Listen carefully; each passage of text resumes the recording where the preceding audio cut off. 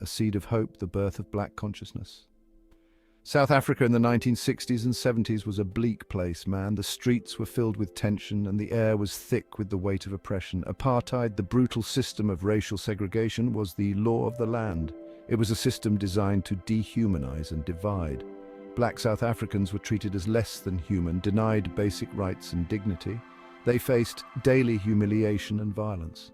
But even in the darkest of times, hope finds a way. The human spirit is resilient, and the desire for freedom is unquenchable. In the hearts and minds of young South Africans, a new consciousness was dawning. They began to see the power within themselves. They called it Black Consciousness. It was a movement that sought to awaken the minds of black people. The Black Consciousness Movement, or BCM, was more than just a political movement. It was a way of life. It was a philosophy that permeated every aspect of their existence. It was about reclaiming black identity, black pride, and black self-reliance. It was about standing tall and proud in the face of oppression. It rejected the white man's definition of black people and embraced the beauty and strength of African culture. It was a celebration of their heritage. The BCM taught black South Africans to love themselves, to believe in themselves, and to fight for their own liberation. It was a call to action. This wasn't just about changing laws, it was about changing minds. It was about transforming the way black people saw themselves and their place in the world. The BCM challenged the psychological damage inflicted by apartheid. It sought to heal the wounds of the past. They understood that true freedom meant breaking free from mental chains as well as physical ones. It was about achieving total liberation. This message resonated deeply with young people who were hungry for change and tired of being told they were inferior. They were ready to rise up. The BCM gave them a voice, a purpose, and the courage to fight back. It ignited a fire within them that could not be extinguished. Steve Biko, architect of a movement. At the forefront of this transformative movement was a young medical student named Steve Biko. Charismatic, intelligent, and deeply committed to his people's liberation, Biko became the leading voice of black consciousness, a philosophy that sought to empower black South Africans. He co-founded the South African Students' Organization, or SASO, a key platform for the movement's message, which quickly gained traction among the youth. Biko's words were like fire, igniting the spirits of oppressed South Africans and giving them hope for a brighter future. Biko believed in psychological liberation as the foundation for true freedom, emphasizing the importance of mental emancipation. He argued that black people needed to free their minds from the shackles of white supremacy before they could truly dismantle the system of apartheid, which had long oppressed them. Biko's vision went beyond just ending segregation. It was about creating a just and equitable society where black people were masters of their own destiny, free from any form of oppression. He urged black South Africans to define themselves on their own terms, independent of white validation, and to take pride in their heritage and identity. This message of self-love and self-reliance was revolutionary, challenging the very core of the apartheid regime. It gave black people the confidence to challenge the status quo and demand their rightful place in society, sparking a wave of activism. Biko's teachings inspired a generation to rise up and fight for their freedom, even in the face of unimaginable brutality and repression from the apartheid state. Beyond the shackles, the power of self-definition.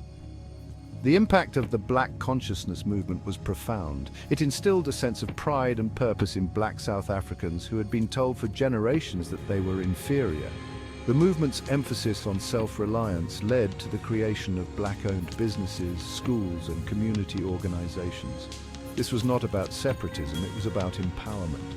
Black consciousness challenged the very foundations of apartheid. It exposed the lie of white supremacy and revealed the strength and resilience of the human spirit in the face of oppression. The movement gave birth to a new generation of leaders and activists who were fearless in their pursuit of justice. The impact of the movement extended far beyond the borders of South Africa. It inspired black people around the world who were fighting for equality and justice. The BCM's message of self-love and self-reliance resonated with oppressed communities everywhere, demonstrating the universal power of human dignity and the right to self-determination. Section 4. Soweto, 76, a generation rises. The simmering anger and frustration of black South Africans reached a boiling point in 1976 in the township of Soweto, when the apartheid government tried to impose Afrikaans as the language of instruction in black schools. Students took to the streets in protest. The Soweto uprising, fueled by the ideals of black consciousness, shook the foundations of apartheid. On June 16, 1976, thousands of students marched peacefully, demanding their right to an education in their own languages. The police, armed and ready for violence, met the students with brutal force. They opened fire on the unarmed crowd, killing hundreds, many of them children. The Soweto uprising was a turning point in the struggle against apartheid. It shattered the myth of a docile black population and exposed the true brutality of the apartheid regime to the world. The images of the massacre beamed across the globe galvanized international condemnation of apartheid and inspired increased support for the liberation movement. Section 5. The price of freedom, repression and resistance. The apartheid government responded to the Soweto uprising and the growing influence of the black consciousness movement with characteristic brutality. They cracked down hard, banning the BCM and other anti-apartheid organizations. Leaders were arrested, tortured and killed. Steve Biko himself died in police custody in 1977, his death a stark reminder of the regime's cruelty. But the spirit of resistance was far from broken. The movement went underground, continuing to organize and mobilize. The sacrifice of those who died, like Biko, only fueled the determination of those who remained. The international community, too, began to take more concrete actions against apartheid. Sanctions were imposed on South Africa, hurting its economy and isolating it on the world stage. Artists, athletes, and activists around the world boycotted South Africa, putting pressure on the government to change. The struggle for freedom in South Africa became a global cause, uniting people across continents in a shared fight against injustice. Section 6. Labor of Liberation Unions joined the fight. As the 1980s dawned, the struggle against apartheid intensified. Black trade unions, inspired by the BCM's message of self-reliance and empowerment, emerged as a powerful force for change. Unions like the Congress of South African Trade Unions or COSATU organized strikes and protests, crippling key industries and bringing the economy to a standstill. The unions understood that economic power was crucial in the fight against apartheid. They recognized that the system relied on the exploitation of black labor and sought to disrupt it. By organizing workers across different sectors, unions demonstrated the collective power of the oppressed. Their struggle wasn't just about wages or working conditions. It was about dismantling the entire system of racial oppression. The unions' courage in the face of state repression and their commitment to justice were an inspiration to the broader anti-apartheid movement. They proved that even in the most repressive of regimes, the power of collective action could not be silenced. Section 7. Echoes of Black Consciousness, a legacy of resilience. The Black Consciousness movement may have been formally banned, but its spirit lived on, undeterred by the oppressive forces that sought to silence it. It continued to inspire resistance to apartheid throughout the 1980s, culminating in the release of Nelson Mandela and the dismantling of the apartheid regime in 1994. The movement's influence was evident in the joyous celebrations that marked the end of an era of systemic oppression.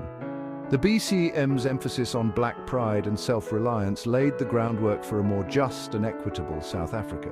It fostered a sense of unity and purpose among the oppressed, encouraging them to envision and work towards a brighter future. Black consciousness wasn't just about tearing down a system, it was about building a new one. It was about creating a foundation for a society where everyone could thrive, free from the shackles of racial discrimination. It was about creating a South Africa where black people were no longer defined by the color of their skin, but by the content of their character. This vision of equality and justice resonated deeply with people from all walks of life. It was about reclaiming their history, their culture, and their rightful place in the world. The movement encouraged a revival of cultural practices and traditions that had been suppressed for so long.